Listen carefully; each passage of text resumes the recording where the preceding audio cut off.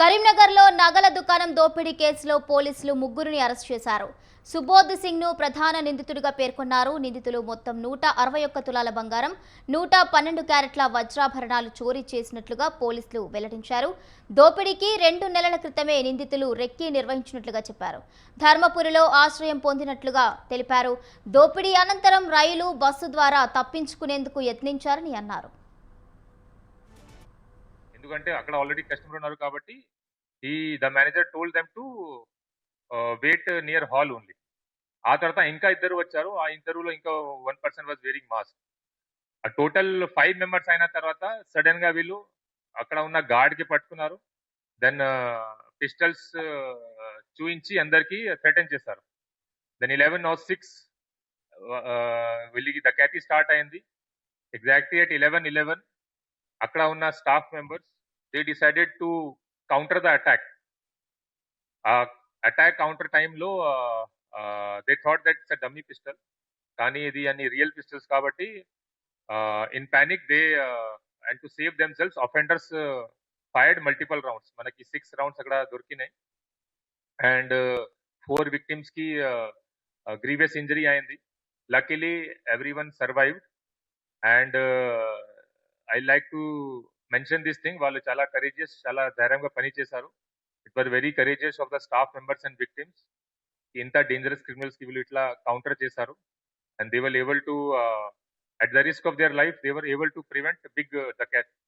Still అక్కడ 11 o'clock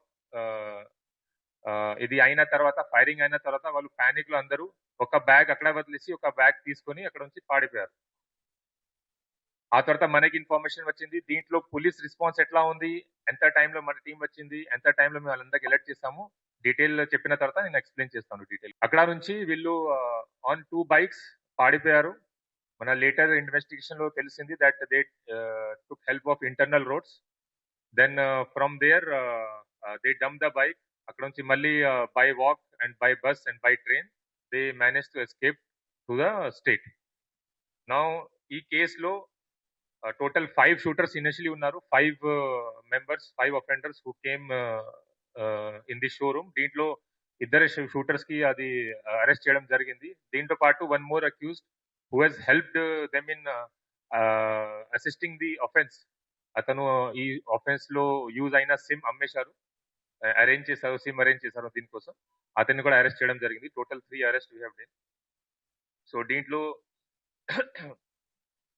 prime accused Raghunath Karmakar, also known as Jagira Singh, resident of Asansol, West Bengal State. He is the main, he was the main team leader of that group. అతనికి arrest చేయడం జరిగింది.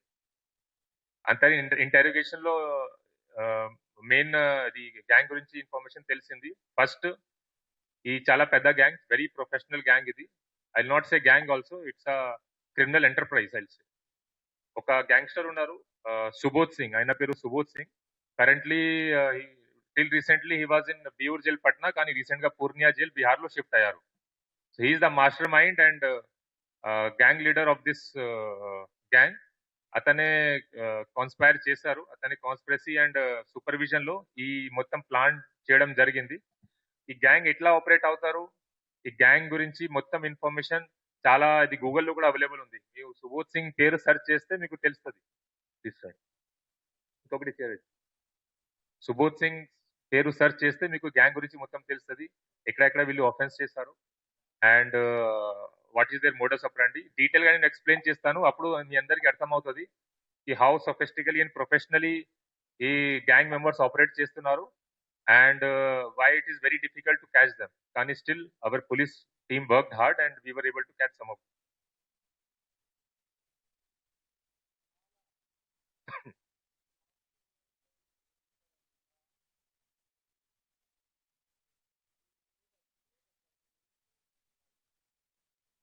అది night duty అయింది, కొద్దిగా late అయింది, don't mind.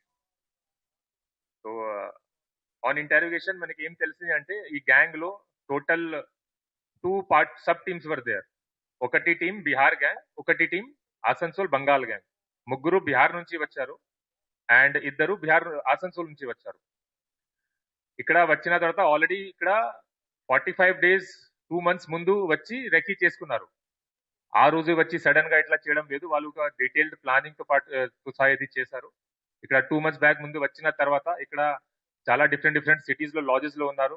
Peddapalli LADS లో వాళ్ళు shelter తీసుకున్నారు. సిద్దిపేటలో షెల్టర్ తీసుకున్నారు. తర్వాత ధర్మపురిలో షెల్టర్ తీసుకున్నారు.